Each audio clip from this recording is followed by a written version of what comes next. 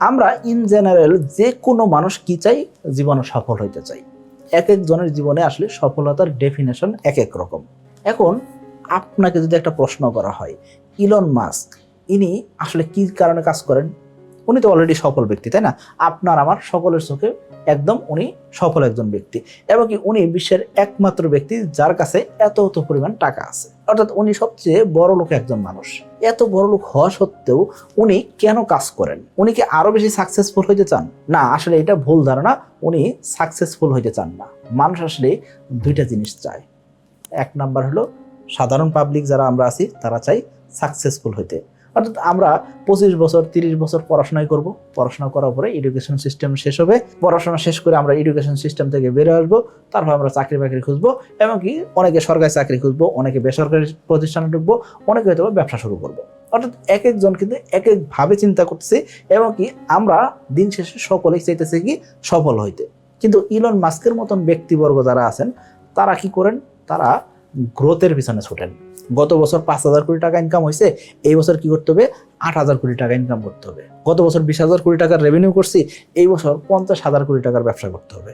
এই যে তারা গ্রোথ চাচ্ছেন, এবং কি গ্রোথের জন্য তারা নিয়মিত পরিশ্রম করে দিতেছেন। তারা কখনোই ক্লান্ত হন না। কি কারণে? কারণ কি তাদের ভিতরে ঢুকে গেছে যে গ্রোথের একটা নেশা। অর্থাৎ তারা কতটুকু গ্রোথ করতেছে সেই জিনিসটা তাদের মাথার ভিতরে ঢুকে গেছে। কিন্তু আপনি আমি কি করি? সফল হওয়ার জন্য পরিশ্রম করে গেছি।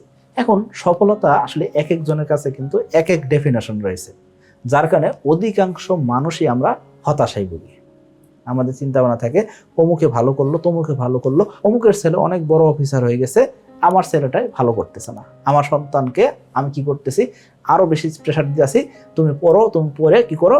ভালো রেজাল্ট করো, টপ 10-এর ভিতরে থাকতে হবে, টপ 3-এর ভিতরে থাকতে হবে। কেন? তা না হলে তো মান সম্মান থাকে না। অর্থাৎ আমরা সফলতার পিছনে ছুটতে ছুটতে আলটিমেটলি হতাশার দিকে আগাইতেছি। অর্থাৎ ইলন মাস্ক বলেন, মার্ক জাকারবার্গ বলেন, তারা কিন্তু অবশ্যই সফল ব্যক্তি। এই সফলতার পাশাপাশি ওনারা যে জিনিসটা চাচ্ছেন সেটা কি?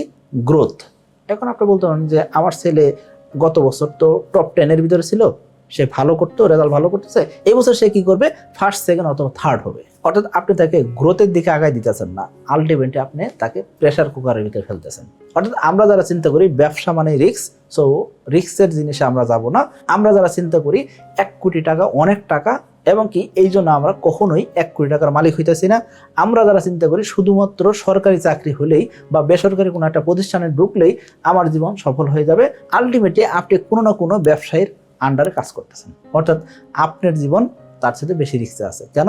ব্যবসায়ী যদি লস করেন, তার মানে আপনাকেও টার্মিনেট হইতে হবে, তার মানে আপনাকেও ওই কোম্পানি থেকে টার্মিনেট করে দিতে পারে।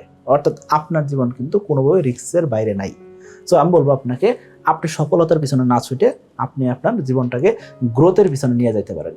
অর্থাৎ আপনার গত জীবনে কি হয়েছে সেটা আপনি দেখে দেখে প্রতি মাসে, প্রতি সপ্তাহে আপনি আপনার জীবনকে ফলো আপে রাখতে পারেন। এতে করে কি হবে?